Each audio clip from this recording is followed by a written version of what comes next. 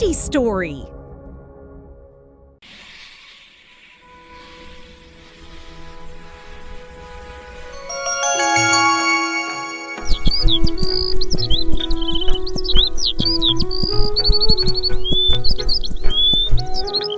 बहुत समय पहले की बात है।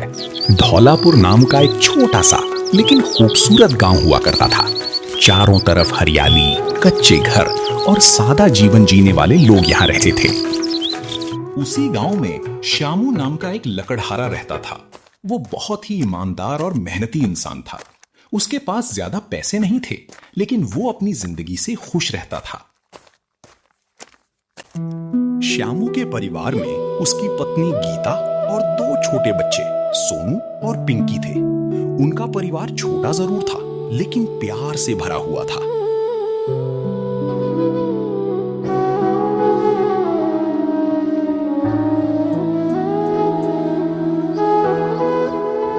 एक दिन सुबह श्यामू काम पर जाने के लिए तैयार हो रहा था। गीता, मैं काम पर जा रहा हूँ। आज बहुत देर हो गई है। तुम बच्चों को स्कूल छोड़ाना। जी, स्कूल तो मैं छोड़ आऊंगी, लेकिन सोनू और पिंकी पिछले 2 दिन से कह रहे हैं कि उनके स्कूल की टीचर फीस मांग रही है। हाँ, तो जाकर दे आओ ना स्कूल की फीस। हाजी, कहाँ से दूं? आप जो कमा कर लाते हैं उसमें मुश्किल से घर चलता है। इतनी कम तनख्वाह में मैं बच्चों की फीस कैसे दूं? आप सेठ धनराज से पगार बढ़ाने की बात क्यों नहीं करते? खर्च दिन पर दिन बढ़ता जा रहा है। ठीक है, मैं आज ही सेठ जी से बात करता हूँ। श्यामू अपने काम पर पहुंचता है, जहां बाकी लकड़हारे भी काम कर रहे होते हैं। अरे भाई, आज तो पगार का दिन है। देखना, सेठ धनराज फिर कोई बहाना करेगा। हाँ, पिछली बार भी उसने मेरे 2000 रुपए काट लिए थे और बोला कि ब्याज बढ़ गया है। ये सेठ बड़ा चालाक और लालची है। काम ज्यादा करवाता है और पैसे कम देता है। काम खत्म होने के बाद सभी मजदूर अपनी तनख्वाह लेने के लिए सेठ धनराज के पास जाते हैं। सेठ जी, महीना पूरा हो गया है, हमें हमारी तनख्वाह दे दीजिए। अभी मेरे पास पैसे नहीं है, माल अभी बिका नहीं है। तुम लोग कल या परसों आ जाना।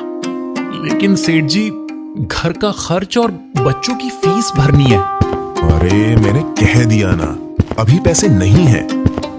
सभी मजदूर निराश होकर अपने अपने घर लौट जाते हैं। श्यामू भी उदास मन से घर पहुंचता है।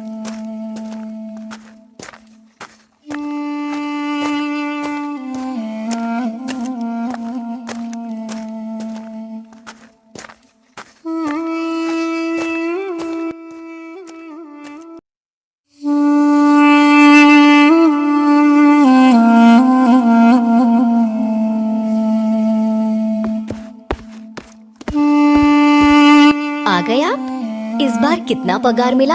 अभी कोई पगार नहीं मिला। सेठ जी ने कहा है कि 1-2 दिन बाद देंगे। क्या?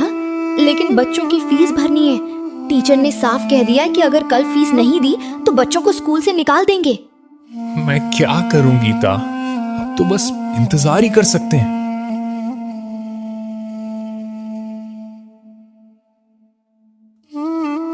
ऐसे ही चिंता और परेशानियों के बीच श्यामू और उसका परिवार अगले 2 दिनों का इंतजार करने लगता है।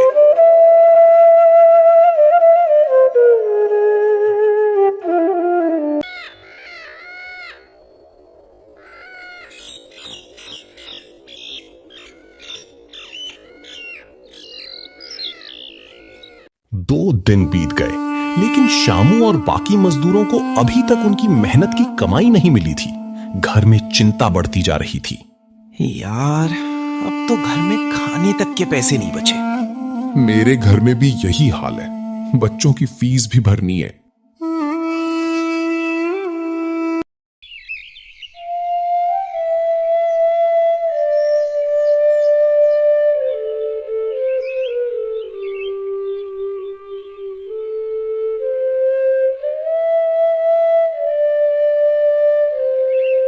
दो दिन बाद सभी मजदूर फिर से सेठ धनराज के पास अपनी पगार लेने पहुंचे। सेठ जी, अब तो हमारी तनख्वाह दे दीजिए। हाँ ले लो, लेकिन इस बार पगार कम मिलेगी। सबसे पहले हरिया को उसकी पगार दी गई। सेठ जी, ये क्या? ये तो सिर्फ 2,000 रुपए हैं। मैंने तो 3,000 रुपए का काम किया था। काम किया है, लेकिन बीच बीच में आराम भी किया है, वही पैसे काटे हैं। लेकिन सेठ जी, लेना है तो ले, नहीं तो कहीं और काम ढूंढ ले। अब बारी थी श्यामू की। ये लो शामू, तुम्हारे 2,000 रुपए।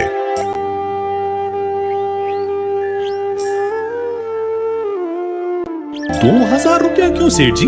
मेरे तो पूरे 3,000 रुपए बनते हैं। मैंने तो कोई छुट्टी भी नहीं की।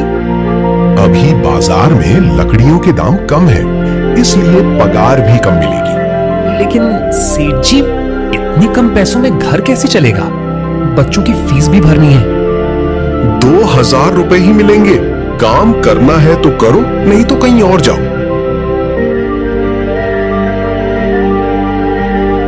पगार मिलने के बाद मजदूर आपस में बात करने लगे। ये सेठ धनराज बहुत बेईमान है, हमारा हक मार रहा है। हम गरीब लोग क्या कर सकते हैं? जो भी हो, अभी तो यही सहारा है।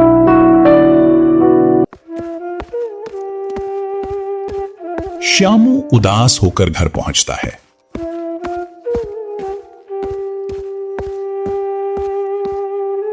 कितना पगार मिला? बस 2,000। क्या? इतने कम पैसों में घर कैसे चलेगा? बच्चों की फीस भी देनी है। मैंने कोशिश की, लेकिन सेठ नहीं माना। आपने ठीक से बात भी की थी या नहीं? अब क्या करें, हमें कुछ और सोचना होगा। श्यामू ने फैसला किया कि अब वो दूसरा काम भी ढूंढेगा। मैं कल से दूसरा काम भी ढूंढूंगा, कुछ ना कुछ रास्ता जरूर निकलेगा। हाँ, भगवान जरूर मदद करेंगे।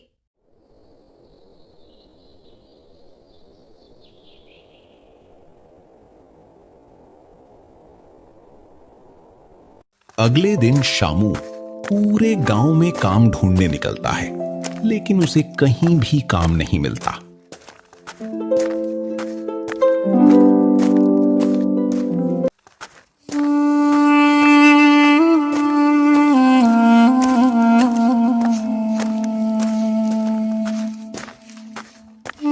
भैया, कोई काम मिल जाएगा क्या? नहीं भाई, अभी काम नहीं है। पूरा दिन भटकने के बाद भी श्यामू को कोई काम नहीं मिला और वो थक हार कर वापस घर लौटने लगा। पूरा दिन भटकने के बाद श्यामू थक हार कर घर लौट रहा था। तभी अचानक उसने देखा कि बहुत सारे भैंसों का झुंड उसकी तरफ दौड़ता हुआ आ रहा है। अरे बाप रे, ये भैंसें मेरी तरफ क्यों दौड़ रही हैं? अब मैं क्या करूं, कहां भागूं? श्यामू इधर उधर देखने लगा। तभी उसे पास में एक गुफा दिखाई दी और वो जल्दी से उसके अंदर जाकर छिप गया। बच गया, वरना आज तो जान ही चली जाती।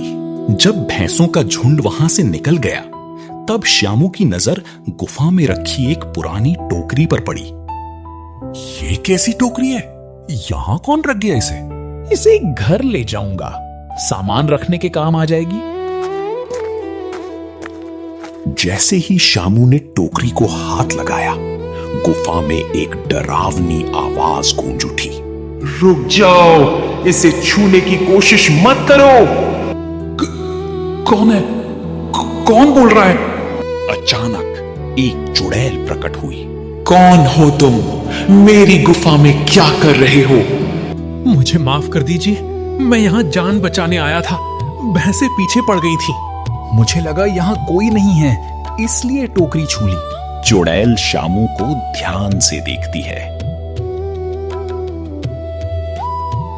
डरो मत, मैं तुम्हारे बारे में सब जानती हूँ। तुम ईमानदार इंसान हो, तभी इस गुफा में आ पाए हो। आप कौन है?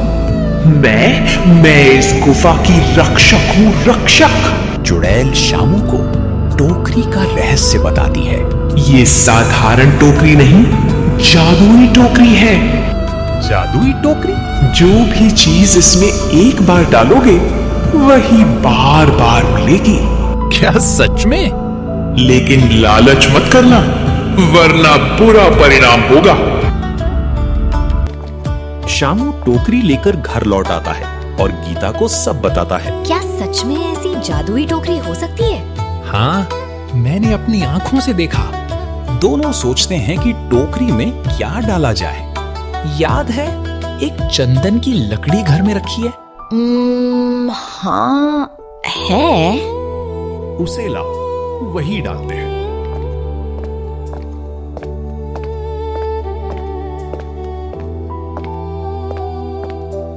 जैसे ही चंदन की लकड़ी टोकरी में डाली गई, टोकरी चंदन की लकड़ियों से भर गई।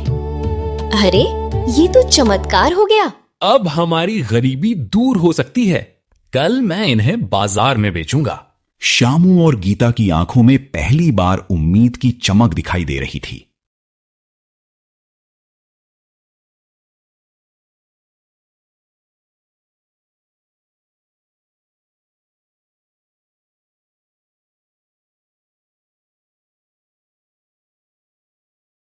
अगले दिन सुबह शामू जल्दी उठा। उसने चंदन की लकड़ियां बांधी और उन्हें बेचने बाजार जाने की तैयारी करने लगा। ध्यान से जाना और अच्छे दाम में बेचना। चिंता मत करो, आज किस्मत बदल सकती है।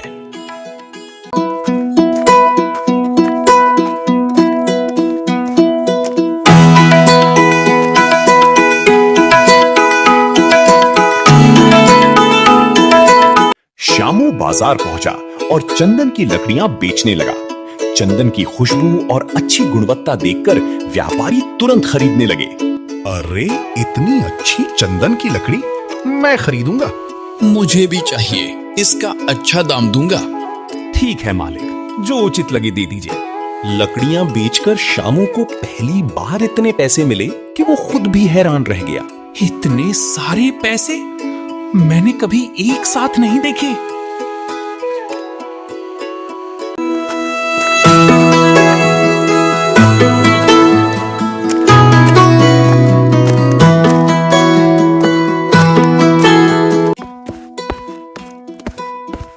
शामू खुशी खुशी घर लौटा।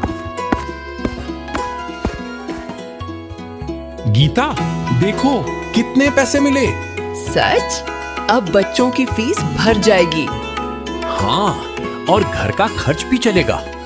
खुशी के बीच श्यामू को चुड़ैल की चेतावनी याद आई। गीता, हमें लालच नहीं करना है। हाँ, सोच समझ कर ही इसका इस्तेमाल करेंगे। कुछ दिनों में श्यामू रोज थोड़ा थोड़ा चंदन बनाकर बेचने लगा। कमाई बढ़ने लगी और घर में खुशहाली आने लगी। अब घर में किसी चीज की कमी नहीं रही। भगवान ने सुन ली। लेकिन शामू अपने पुराने साथियों को नहीं भूला। हरिया और बाकी मजदूर अब भी दुख झेल रहे होंगे। अगर तुम्हारा भला हुआ है तो दूसरों का भी सोचो। हाँ, मैं सबकी मदद करूंगा। श्यामू अपने साथियों के पास पहुंचा। भाइयों, अब हमें सेठ के लिए काम करने की जरूरत नहीं। क्या मतलब? हम मिलकर अपना काम शुरू करेंगे। श्यामू ने जादुई टोकरी की पूरी बात बताई। ऐसा भी हो सकता है? हाँ, और मैं सबूत भी दिखाऊंगा। सभी मजदूर श्यामू के साथ मिलकर काम करने लगे। अब हम सब मिलकर तरक्की करेंगे। कमाई बराबर बटेगी, सबका भला होगा। उधर सेठ धनराज देखता रह गया। अब उसके पास कोई मजदूर नहीं था। मैंने लालच करके बहुत बड़ी गलती की। धीरे धीरे धौलापुर में खुशहाली फैल गई। सब लोग मिलजुल कर रहने लगे। देखो, सब बदल गया। मेहनत और एकता ने हम सब की किस्मत बदल दी। और इस तरह श्यामू ने न सिर्फ अपनी नहीं बल्कि पूरे गांव की जिंदगी बदल दी। मेहनत, ईमानदारी और एकता हमेशा फल देती है और लालच का अंत बुरा होता है।